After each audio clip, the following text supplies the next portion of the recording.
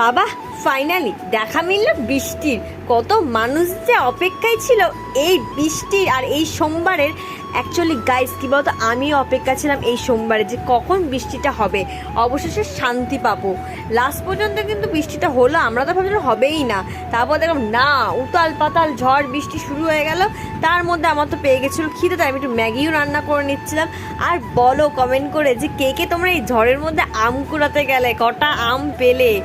এই ঝড়ের মধ্যে কিন্তু আম কুড়াতে খুব ভালো লাগে। আমি আগে ছোটোবেলায় যেতাম, কিন্তু এখন আর আমার সেই সাহসটা নেই, কারণ মেঘ ডাকলে বিদ্যুৎ চমকালে আমার ভয় লাগে। আর মন তো বলছিল যে বৃষ্টিতে গিয়ে ভিজি ভিজি ভিজি, কিন্তু তারপর মনে পড়লো যে আমার ঠান্ডার দাঁত আছে, একটুখানি বৃষ্টি জল গায়ে লাগলেই আমার ঠান্ডা লেগে যাবে।